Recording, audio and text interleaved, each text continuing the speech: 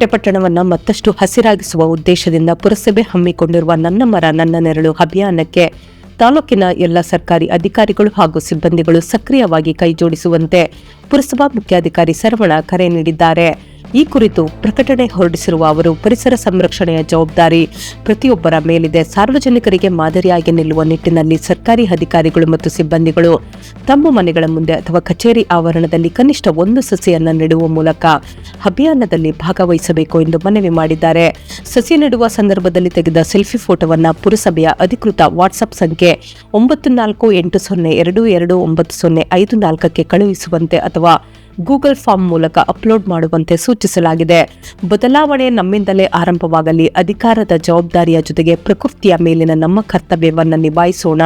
ಪ್ರತಿಯೊಬ್ಬರು ಒಂದೊಂದು ಗಿಡ ನೆಟ್ಟು ಸಾರ್ವಜನಿಕರಿಗೆ ಪ್ರೇರಣೆಯಾಗೋಣ ಎಂದು ಮುಖ್ಯಾಧಿಕಾರಿ ಶರವಣ ತಿಳಿಸಿದ್ದಾರೆ. ಅಭಿಯಾನದಲ್ಲಿ ಭಾಗವಹಿಸುವವರು ತಮ್ಮ ಫೋಟೋಗಳನ್ನು ಜೂನ್ 12ರ ಸಂಜೆ 5 ಗಂಟೆಯ ಒಳಗೆ ಅಪ್ಲೋಡ್ ಮಾಡಬೇಕಿದ್ದು, ಪರಿಸರ ಸಂರಕ್ಷಣೆಯ ಈ ಹಸಿರು ಕ್ರಾಂತಿಗೆ ಎಲ್ಲರೂ ಕೈಜೋಡಿಸುವಂತೆ ಅವರು ಮನವಿ ಮಾಡಿದ್ದಾರೆ. ಬಂಡೀಪುರ ಹುಲಿ ಸಂರಕ್ಷಿತ ಪ್ರದೇಶದ ವ್ಯಾಪ್ತಿಯಲ್ಲಿ ಅಕ್ರಮವಾಗಿ ಕಾಡು ಪ್ರಾಣಿಗಳನ್ನು ಬೇಟೆಯಾಡುತ್ತಿದ್ದ 2 ಆರೋಪಿಗಳನ್ನು ಅರಣ್ಯ ಇಲಾಖೆಯ ವಿಶೇಷ ಹುಲಿ ಸಂರಕ್ಷಣಾ ದಳ ಬಂಧಿಸಿದೆ. ಗುರುವಾರ ಬೆಳಗಿನ ಜಾವ ಸುಮಾರು 2 ಗಂಟೆಗೆ ಒಡ್ರಳ್ಳಿ ಗ್ರಾಮದ ಬಳಿ ಎಸ್ಟಿಪಿಎಫ್ ಘಟಕವೊಂದು ಗಸ್ತು ತಿರುಗುತ್ತಿದ್ದ ವೇಳೆ ಕಾರ್ಯಾಚರಣೆ ನಡೆಸಿ ಆರೋಪಿಗಳನ್ನು ವಶಕ್ಕೆ ಪಡೆದುಕೊಂಡಿದೆ. ಪ್ರಕರಣದಲ್ಲಿ ಭಾಗಿಯಾಗಿರುವ ಇನ್ನು 3 ಆರೋಪಿಗಳು ತಲೆಮರೆಸಿಕೊಂಡಿದ್ದು, ಅವರ ಪತ್ತೆಗೆ ಅರಣ್ಯ ಇಲಾಖೆ ಕ್ರಮ ಕೈಗೊಂಡಿದೆ. ಬಂಧಿತರನ್ನ ಬನ್ನಿತಾಳ್ಪುರ ಗ್ರಾಮದ ಶಿವಕುಮಾರ್ ಹಾಗೂ ಮನೋಜ್ ಕುಮಾರ್ ಎಂದು ಗುರುತಿಸಲಾಗಿದೆ. ಆರೋಪಿಗಳಿಂದ 1 ನಾಡ ಬಂದೂಕು, 2 ಜೀವಂತ ಕಾಡು ಮೊಲಗಳು, 1 ಟಿವಿಎಸ್ ಎಕ್ಸೆಲ್ ದ್ವಿಚಕ್ರ ವಾಹನ ಹಾಗೂ ಹೆಡ್ ಟಾರ್ಚ್ ವಶಪಡಿಸಿಕೊಳ್ಳಲಾಗಿದೆ. ಬಂಧಿತ ಆರೋಪಿಗಳು ಮತ್ತು ಜಪ್ತಿ ಮಾಡಿದ ವಸ್ತುಗಳನ್ನು ಮುಂದಿನ ಕಾನೂನು ಕ್ರಮಕ್ಕಾಗಿ ಗುಂಡ್ಲುಪೇಟೆ ಬಫರ್ ವಲಯದ ಅರಣ್ಯಾಧಿಕಾರಿಗಳಿಗೆ ಹಸ್ತಾಂತರಿಸಲಾಗಿದ್ದು, ಈ ಕಾರ್ಯಾಚರಣೆಯಲ್ಲಿ ವಿಶೇಷ ಹುಲಿ ಸಂರಕ್ಷಣಾ ದಳದ ಮೆಲ್ಕಂನಳ್ಳಿ ಘಟಕ 1ರ ಉಪವಲಯ ಅರಣ್ಯಾಧಿಕಾರಿಗಳಾದ ಜ್ಞಾನಶೇಖರ್ ಎಂ, ಕಾರ್ತಿಕ್ ಯಾದವ್, ಅಮರ್ ಆನಂದ್, ರವಿಕುಮಾರ್, ವಿನಯ್ ಸೇರಿದಂತೆ ಹಲವರು ಉಪಸ್ಥಿತರಿದ್ದರು. ಕರ್ನಾಟಕ ಸರ್ಕಾರದ ಕೈಗಾರಿಕಾ ತರಬೇತಿ ಮತ್ತು ಉದ್ಯೋಗ ಇಲಾಖಾ ವತಿಯಿಂದ ಜಿಲ್ಲಾ ಉದ್ಯೋಗ ವಿನಿಮಯ ಕಚೇರಿಯಲ್ಲಿ ಜೂನ್ 12ರಂದು ಉದ್ಯೋಗಕ್ಕಾಗಿ ನೇರ ಸಂದರ್ಶನ 2026ರ ಕಾರ್ಯಕ್ರಮವನ್ನು ಆಯೋಜಿಸಲಾಗಿದೆ. ಜಿಲ್ಲಾಡಳಿತ ಭವನದ 2ನೇ ಮಹಡಿಯಲ್ಲಿರುವ ಜಿಲ್ಲಾ ಉದ್ಯೋಗ ವಿನಿಮಯ ಕಚೇರಿಯಲ್ಲಿ ಬೆಳಗ್ಗೆ 10:30ರಿಂದ ಮಧ್ಯಾಹ್ನ 3:30ರವರೆಗೆ ಸಂದರ್ಶನ ನಡೆಯಲಿದೆ.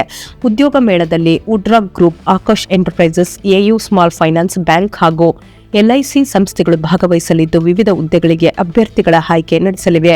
ಎಸ್ಎಸ್ಎಲ್ಸಿ, ಪಿಯುಸಿ, ಐಟಿಐ, ಡಿಪ್ಲೊಮಾ ಪದವಿ, ಬಿಇ, ಬಿಟೆಕ್ ಹಾಗೂ ಸ್ನಾತಕೋತ್ತರ ವಿದ್ಯಾರ್ಹತೆ ಹೊಂದಿರುವ ಅಭ್ಯರ್ಥಿಗಳು ಸಂದರ್ಶನದಲ್ಲಿ ಭಾಗವಹಿಸಬಹುದು. ಆಸಕ್ತ ಪುರುಷ ಮತ್ತು ಮಹಿಳಾ ಅಭ್ಯರ್ಥಿಗಳು ತಮ್ಮ ಬಯೋಡೇಟಾ, ಅಂಕಪಟ್ಟಿಗಳ ಮೂಲ ಹಾಗೂ ಜೆರಾಕ್ಸ್ ಪ್ರತಿಗಳೊಂದಿಗೆ ಸ್ವಂತ ಖರ್ಚಿನಲ್ಲಿ ಹಾಜರಾಗುವಂತೆ ಜಿಲ್ಲಾ ಉದ್ಯೋಗ ವಿನಿಮಯ ಕಚೇರಿ ಪ್ರಕಟಣೆಯಲ್ಲಿ ತಿಳಿಸಿದೆ. ಎಲ್ಲ ಶುಭ ಸಮಾರಂಭಗಳಿಗೆ ಶುದ್ಧ ಹಾಗೂ ಸುರಕ್ಷಿತ ಬಿಸ್ಲರಿ ಕುಡಿಯುವ ನೀರು ರಿಯಾಯಿತಿ ದರದಲ್ಲಿ ಲಭ್ಯ. ಹಿಂದೆ ಸಂಪರ್ಕಿಸಿ. ಹೊಸಪೇಟೆ ತಾಲೂಕಿನ ಹಂಗಳ ಗ್ರಾಮದಲ್ಲಿ ಮಹಿಳೆಯರ ಸ್ವಾವಲಂಬನೆಗೆ ಉತ್ತೇಜನ ನೀಡುವ ಉದ್ದೇಶದಿಂದ ಹೊಸ ಹೊಲಿಗೆ ತರಬೇತಿ ಕೇಂದ್ರಕ್ಕೆ ಚಾಲನೆ ನೀಡಲಾಯಿತು. ಅಂತಾರಾಷ್ಟ್ರೀಯ ಮಾನವ ಅಭಿವೃದ್ಧಿ ಮತ್ತು ಏಳಿಗೆ ಸಂಸ್ಥೆಯ ಆಶ್ರಯದಲ್ಲಿ ಆರಂಭವಾದ ಈ ಕೇಂದ್ರವನ್ನು ವಕೀಲ ರಾಜೇಶ್ ಅವರು ಉದ್ಘಾಟಿಸಿದರು. ಉದ್ಘಾಟನಾ ಸಮಾರಂಭದಲ್ಲಿ ಮಾತನಾಡಿದ ರಾಜೇಶ್, ಮಹಿಳಾ ಸಬಲೀಕರಣ ಮತ್ತು ನಿರುದ್ಯೋಗ ನಿವಾರಣೆಯ ನಮ್ಮ ಮುಖ್ಯ ಗುರಿ.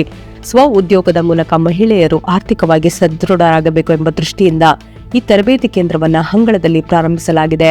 ಹಂಗಳ ಹೋಬಳಿ ವ್ಯಾಪ್ತಿಯ ಎಲ್ಲ ಗ್ರಾಮಗಳ ಮಹಿಳೆಯರು ಈ ಅವಕಾಶವನ್ನು ಬಳಸಿಕೊಂಡು ಕೌಶಲ್ಯ ಕಲಿತು ಸ್ವಂತ ಉದ್ಯೋಗ ಕಂಡುಕೊಂಡು ಪ್ರಗತಿ ಸಾಧಿಸಬೇಕು ಎಂದು ಕರೆ ನೀಡಿದರು. ಈ ಕಾರ್ಯಕ್ರಮದಲ್ಲಿ ಗ್ರಾಮ ಪಂಚಾಯಿತಿ ಮಾಜಿ ಅಧ್ಯಕ್ಷ ಪಾಪಣ್ಣ, ಹಾಲು ಉತ್ಪಾದಕ ಸಹಕಾರ ಸಂಘದ ಸದಸ್ಯ ಜವರಯ್ಯ, ಮುಖಂಡ ಶೆಟ್ಟಯ್ಯ, ಗ್ರಾಮ ಪಂಚಾಯಿತಿ ಮಾಜಿ ಸದಸ್ಯೆ ಬೆಳ್ಳಮ್ಮ ಉಪಸ್ಥಿತರಿದ್ದರು. ಜೊತೆಗೆ ಸಂಸ್ಥೆಯ ಯೋಜನಾಧಿಕಾರಿ ಕೇಶವಮೂರ್ತಿ ಸೇರಿದಂತೆ ಹಲವರು ಭಾಗವಹಿಸಿದ್ದರು. ಪ್ರಧಾನಮಂತ್ರಿ ನರೇಂದ್ರ ಮೋದಿ ಅವರು ಚುನಾಯಿತ ಪ್ರಧಾನಿಯಾಗಿ 12 ವರ್ಷಗಳ ಸುದೀರ್ಘ ಸೇವೆ ಸಲ್ಲಿಸಿರುವ ಹಿನ್ನೆಲೆಯಲ್ಲಿ ಭಾರತೀಯ ಜನತಾ ಪಾರ್ಟಿ ವತಿಯಿಂದ ಪಟ್ಟಣದ ಆಂಜನೇಯ ಸ್ವಾಮಿ ದೇವಾಲಯದಲ್ಲಿ ಗುರುವಾರ ವಿಶೇಷ ಪೂಜೆ ಸಲ್ಲಿಸಲಾಯಿತು. ಗುಂಡ್ಲುಪೇಟೆ ವಿಧಾನಸಭಾ ಕ್ಷೇತ್ರದ ಬಿಜೆಪಿ ಘಟಕ ಹಮ್ಮಿಕೊಂಡಿದ್ದ ಪೂಜಾ ಕಾರ್ಯಕ್ರಮದ ನೇತೃತ್ವವನ್ನು ಜಿಲ್ಲಾಧ್ಯಕ್ಷ ಸಿಎಸ್ ನಿರಂಜನ್ ಕುಮಾರ್ ವಹಿಸಿದ್ದರು. ಬಳಿಕ ಮಾತನಾಡಿದ ನಿರಂಜನ್ ಕುಮಾರ್ ಅವರು, ಪ್ರಧಾನಮಂತ್ರಿ ನರೇಂದ್ರ ಮೋದಿಜಿಯವರು ಚುನಾಯಿತ ಪ್ರಧಾನಿಯಾಗಿ 12 ವರ್ಷ ಸುದೀರ್ಘ ಸೇವೆ ಸಲ್ಲಿಸುವ ಮೂಲಕ ದಾಖಲೆ ನಿರ್ಮಿಸಿದ್ದಾರೆ. ಯಾವುದೇ ಕಪ್ಪು ಚುಕ್ಕೆ ಇಲ್ಲದೆ ದೇಶದ ಎಲ್ಲರ ಜನರ ಹಿತ ಕಾಪಾಡುವ ನಿಟ್ಟಿನಲ್ಲಿ ಕಾರ್ಯನಿರ್ವಹಿಸುವುದು ಸುಲಭದ ಮಾತಲ್ಲ. ಅಂತಹ ಸಾಧನೆ ಮೋದಿಯವರಿಂದ ಆಗಿದೆ ಎಂದು ಶ್ಲಾಘಿಸಿದರು. ಕಾರ್ಯಕ್ರಮದಲ್ಲಿ ಬಿಜೆಪಿ ಮಂಡಲಾಧ್ಯಕ್ಷ ಸಿ ಮಹದೇವ್ ಪ್ರಸಾದ್, ಪಕ್ಷದ ವಿವಿಧ ಮೋರ್ಚಾಗಳ ಪದಾಧಿಕಾರಿಗಳು ಹಾಗೂ ಕಾರ್ಯಕರ್ತರು ಉಪಸ್ಥಿತರಿದ್ದರು. ಗುಂಡ್ಲುಪೇಟೆ ತಾಲೂಕಿನ ಹೆಗ್ಡಳ್ಳಿ ಗ್ರಾಮದ ಶ್ರೀ ನಂಜುಂಡೇಶ್ವರ ದೇವಸ್ಥಾನದಲ್ಲಿ ನಿನ್ನೆ ತಡರಾತ್ರಿ ಕಳ್ಳತನ ನಡೆದಿದೆ. ದೇವಸ್ಥಾನದ ಬಾಗಿಲು ಮುರಿದು ಹೊಳಲೋಗಿದ್ದ ದುಷ್ಕರ್ಮಿಗಳು ಗರ್ಭಗುಡಿಗೆ ಪ್ರವೇಶಿಸಲು ಯತ್ನಿಸಿ ವಿಫಲರಾಗಿದ್ದಾರೆ. ನಂತರ ಹುಂಡಿಯನ್ನೇ ಹೊತ್ತೊಯ್ದು ಅದರಲ್ಲಿದ್ದ ಸುಮಾರು 4,000 ರೂಪಾಯಿ ಹಣ ದೋಚಿದ್ದಾರೆ. ಗ್ರಾಮದ ಹೊರವಲಯದಲ್ಲಿ ಹುಂಡಿ ಬಿದ್ದಿರುವುದನ್ನು ಗಮನಿಸಿದ ಸ್ಥಳೀಯರು ದೇವಸ್ಥಾನಕ್ಕೆ ಧಾವಿಸಿದಾಗ ಪ್ರಕರಣ ಬೆಳಕಿಗೆ ಬಂದಿದೆ. ಈ ಭಾಗದಲ್ಲಿ ಕಳೆದ 2-3 ತಿಂಗಳ ಹಿಂದೆ ಬೊಮ್ಲಾಪುರ, ಯಡುಂಡಿ ದೇವಸ್ಥಾನಗಳಲ್ಲೂ ಇದೇ ರೀತಿ ಕಳ್ಳತನ ನಡೆದಿತ್ತು. ಮತ್ತೆ ಕಳ್ಳರ ಹಾವಳಿ ಶುರುವಾಗಿದ್ದು ಪೊಲೀಸ್ ಗಸ್ತು ಹೆಚ್ಚಿಸಬೇಕೆಂದು ಗ್ರಾಮಸ್ಥರು ಆಗ್ರಹಿಸಿದ್ದಾರೆ. ಸ್ಥಳಕ್ಕೆ ಬೇಗೂರು ಠಾಣೆಯ ಅಪರಾಧ ವಿಭಾಗದ ಎಸ್ಐ ಲೋಕೇಶ್ ಭೇಟಿ ನೀಡಿ ಪರಿಶೀಲನೆ ನಡೆಸಿದ್ದಾರೆ. ತನಿಖೆ ಮುಂದುವರೆದಿದೆ. ಗುಂಡ್ಲುಪೇಟೆ ವಿಧಾನಸಭಾ ಕ್ಷೇತ್ರದ ಶಾಸಕರಾದ ಎಚ್ಎಂ ಗಣೇಶ್ ಪ್ರಸಾದ್ ರವರು ಗುರುವಾರ ಪಟ್ಟಣದ ಸರ್ಕಾರಿ ಪದವಿ ಪೂರ್ವ ಬಾಲಕಿಯರ ಕಾಲೇಜಿಗೆ ಭೇಟಿ ನೀಡಿ ವಿದ್ಯಾರ್ಥಿನಿಯರ ಸಮಸ್ಯೆಗಳು ಹಾಗೂ ಅಗತ್ಯಗಳ ಕುರಿತು ಮಾಹಿತಿ ಪಡೆದುಕೊಂಡರು. ಈ ವೇಳೆ ಕಾಲೇಜಿನ ಪ್ರಾಂಶುಪಾಲರು, ಅಭಿವೃದ್ಧಿ ಸಮಿತಿ ಸದಸ್ಯರು ಹಾಗೂ ಶಿಕ್ಷಕರೊಂದಿಗೆ ಸಭೆ ನಡೆಸಿದ ಅವರು ಕಾಲೇಜಿನ ಮೂಲ ಸೌಕರ್ಯ, ಶೈಕ್ಷಣಿಕ ಸೌಲಭ್ಯ ಮತ್ತು ವಿದ್ಯಾರ್ಥಿನಿಯರ ಕಲ್ಯಾಣಕ್ಕೆ ಸಂಬಂಧಿಸಿದ ವಿವಿಧ ವಿಷಯಗಳ ಕುರಿತು ಚರ್ಚಿಸಿದರು. ವಿದ್ಯಾರ್ಥಿನಿಯರಿಗೆ ಗುಣಮಟ್ಟದ ಶಿಕ್ಷಣ ದೊರೆಯಲು ಅಗತ್ಯ ಸೌಲಭ್ಯಗಳನ್ನು ಒದಗಿಸುವ ನಿಟ್ಟಿನಲ್ಲಿ ಕ್ರಮ ಕೈಗೊಳ್ಳಲಾಗುವುದು ಎಂದು ತಿಳಿಸಿದರು. ಶಾಸಕರು ವಿದ್ಯಾರ್ಥಿನಿಯರು ಎದುರಿಸುತ್ತಿರುವ ಸಮಸ್ಯೆಗಳಿಗೆ ಶೀಘ್ರ ಪರಿಹಾರ ಒದಗಿಸುವ ಭರವಸೆ ನೀಡಿದ್ದಾರೆ. ಶಿಕ್ಷಣ ಕ್ಷೇತ್ರದ ಅಭಿವೃದ್ಧಿಗೆ ತಾವು ಸದಾ ಬದ್ಧರಾಗಿದ್ದು ಸರ್ಕಾರಿ ಶಿಕ್ಷಣ ಸಂಸ್ಥೆಗಳ ಸಬಲೀಕರಣಕ್ಕೆ ಅಗತ್ಯ ನೆರವು ನೀಡಲಾಗುವುದು ಎಂದರು. ಈ ಸಂದರ್ಭದಲ್ಲಿ ಕಾಲೇಜಿನ ಪ್ರಾಂಶುಪಾಲರು, ಅಭಿವೃದ್ಧಿ ಸಮಿತಿ ಸದಸ್ಯರು, ಉಪನ್ಯಾಸಕರು ಹಾಗೂ ಸಿಬ್ಬಂದಿ ಹಾಜರಿದ್ದರು.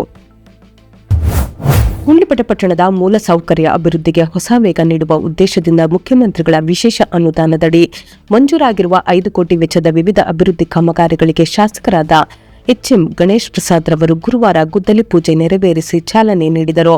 2025-26ನೇ ಸಾಲಿನ ಮುಖ್ಯಮಂತ್ರಿಗಳ ಮೂಲಸೌಕರ್ಯ ಅಭಿವೃದ್ಧಿ ಯೋಜನೆಯಡಿ ಈ ಕಾಮಗಾರಿಗಳನ್ನು ಕೆಆರ್ಐಡಿಎಲ್ ವತಿಯಿಂದ ಕೈಗೆತ್ತಿಕೊಳ್ಳಲಾಗಿದೆ. ಈ ಸಂದರ್ಭದಲ್ಲಿ ಮಾತನಾಡಿದ ಶಾಸಕ ಗಣೇಶ್ ಪ್ರಸಾದ್ ರವರು ರಸ್ತೆ, ಚರಂಡಿ ಹಾಗೂ ಫುಟ್ಪಾತ್ ಅಭಿವೃದ್ಧಿಯಿಂದ ದುಮ್ದಾಸನ್ಪುರ ಮತ್ತು ದರ್ಶನ್ ಬಡಾವಣೆಗೆ ಸುಲಭ ಸಂಪರ್ಕ ದೊರೆಯಲಿದ್ದು ಸಾರ್ವಜನಿಕರ ಸಂಚಾರ ಸಮಯ ಹಾಗೂ ದೂರ ಕಡಿಮೆಯಾಗಲಿದೆ ಎಂದರು. ಮಳೆಗಾಲದಲ್ಲಿ ನೀರು ನಿಲ್ಲುವ ಸಮಸ್ಯೆಗೆ ಶಾಶ್ವತ ಪರಿಹಾರ ಒದಗಿಸಲು ದೊಡ್ಡ ಮಳೆ ನೀರು ಚರಂಡಿ ಹಾಗೂ ಸಿಸಿ ಚರಂಡಿಗಳನ್ನು ನಿರ್ಮಿಸಲಾಗುವುದು. ಜೊತೆಗೆ ಪಾದಚಾರಿಗಳ ಸುರಕ್ಷತೆಗಾಗಿ ಆಧುನಿಕ ಮಾದರಿಯ ಫುಟ್ಪಾತ್ಗಳನ್ನು ನಿರ್ಮಿಸಲಾಗುವುದು ಎಂದರು. ರಾಷ್ಟ್ರೀಯ ಹೆದ್ದಾರಿ ಬದಿಯಲ್ಲಿ ವ್ಯಾಪಾರ ಮಾಡುವ ಬೀದಿ ಬದಿ ವ್ಯಾಪಾರಿಗಳಿಗೆ ಸೂಕ್ತ ಮಾರುಕಟ್ಟೆ ಮಳಿಗೆಗಳನ್ನು ನಿರ್ಮಿಸಿ ಪುನರ್ವಸತಿ ಕಲ್ಪಿಸಲಾಗುವುದು ಎಂದು ತಿಳಿಸಿದರು. ಕಾಮಗಾರಿಗಳನ್ನು ಗುಣಮಟ್ಟದಿಂದ ಹಾಗೂ ನಿಗದಿತ ಅವಧಿಯೊಳಗೆ ಪೂರ್ಣಗೊಳಿಸುವಂತೆ ಕೆಆರ್ಐಡಿಎಲ್ ಅಧಿಕಾರಿಗಳಿಗೆ ಸೂಚನೆ ನೀಡಿದ ಅವರು ಪುರಸಭೆಯ ಮುಖ್ಯಾಧಿಕಾರಿಗಳು ಕಾಮಗಾರಿಗಳ ಮೇಲ್ವಿಚಾರಣೆಯನ್ನು ಕಟ್ಟುನಿಟ್ಟಾಗಿ ನಿರ್ವಹಿಸಬೇಕು ಎಂದರು. ಒಟ್ಟು 5 ಕೋಟಿ ವೆಚ್ಚದಲ್ಲಿ ರಸ್ತೆ, ಚರಂಡಿ ಮತ್ತು ಫುಟ್ಪಾತ್ ಅಭಿವೃದ್ಧಿಗೆ ಸಂಬಂಧಿಸಿದ 4 ಪ್ರಮುಖ ಕಾಮಗಾರಿಗಳನ್ನು ಕೈಗೆತ್ತಿಕೊಳ್ಳಲಾಗಿದೆ. ಈ ಸಂದರ್ಭದಲ್ಲಿ ಸ್ಥಳೀಯ ಕಾಂಗ್ರೆಸ್ ಮುಖಂಡರು, ಪಕ್ಷದ ಪದಾಧಿಕಾರಿಗಳು, ಪುರಸಭಾ ಸದಸ್ಯರು, ವಿವಿಧ ಇಲಾಖೆಗಳ ಅಧಿಕಾರಿಗಳು ಹಾಗೂ ಸಾರ್ವಜನಿಕರು ಉಪಸ್ಥಿತರಿದ್ದರು. ಸೊ ಫ್ರೆಂಡ್ಸ್, ಇದಾಗಿತ್ತು ಇವತ್ತಿನ ನ್ಯೂಸ್. ನಿಮಗೆ ಈ ಹೊಸ ಪ್ರಯತ್ನ ಇಷ್ಟವಾದಲ್ಲಿ ಕೂಡಲೇ ನಮ್ಮ ಚಾನೆಲ್ ಅನ್ನು ಲೈಕ್ ಮಾಡಿ, ಶೇರ್ ಮಾಡಿ, ಸಬ್ಸ್ಕ್ರೈಬ್ ಮಾಡಿ.